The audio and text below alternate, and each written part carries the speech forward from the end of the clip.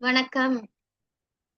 நம்ம உகரம் தமிழ் வகுப்புல மீள்பார்வை 2 பார்த்துட்டு இருக்கோம். இப்ப அதோட கண்டினியூவேஷன் தான் இன்னைக்கும் பார்க்க போறோம்.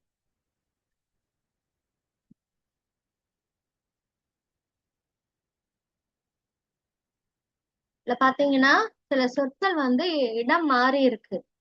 இதுல அந்த சொற்கள் ஒவ்வொன்னுத்துலயும் பாத்தீங்கன்னா சொற்கள் இடம் மாறி இருக்கு. அந்த சொற்கள்ல எது முதல்ல வரும், எது ரெண்டாவது வரும்ன்றது, அதான் பெயர் சொல், வினை சொல்.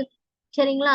அதுக்கேத்த மாதிரி நீங்க அதை அழகா அடுக்கி நீங்க என்ன பண்ணணும்னா அது ஒரு சென்டென்ஸா உருவாக்கணும். சரிங்களா? அங்க வார்த்தைகள் மட்டும்தான் கொடுத்திருக்காங்க. இந்த வார்த்தைகளை வச்சு நீங்க என்ன பண்ணணும், ஒரு தொடர், ஒரு சென்டென்ஸ் மேக் பண்ணணும். அடுத்தது பாத்தீங்கன்னா கொஸ்டின்ஸ் இருக்கு. இது உங்க பாடப்பகுதியில இருந்து தான் எடுத்திருக்காங்க.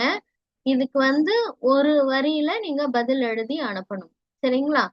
எல்லாமே பார்க்காம தான் செய்யணும். பார்த்து ரெஃபர் பண்ணி எதுவும் பண்ணக்கூடாது, ஹெல்ப் எடுத்துக்க கூடாது. இதுவும் கேள்விகள் தான். இது எக்ஸாம்ல இது மாதிரிதான் வரும்.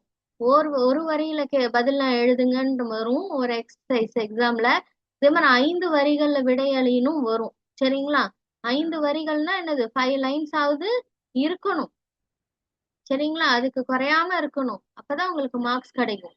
5 லைன் ஆவது இருக்கணும் ஒரு ஒரு கேள்விக்கும் ஆன்சர். சரிங்களா? அதுக்கு மேல இருக்கலாம், ஆனா அதுக்கு கம்மியா இருக்கக்கூடாது. சரிங்களா? கரெக்டா எழுதி அனுப்புங்க. அடுத்தது இது ஒரு இன்விடேஷன், ஒரு அழைப்பிதழ் இங்க கொடுத்துருக்காங்க. இது பாதி இருக்கு, மீதி பாதி அடுத்த இதுல இருக்கு.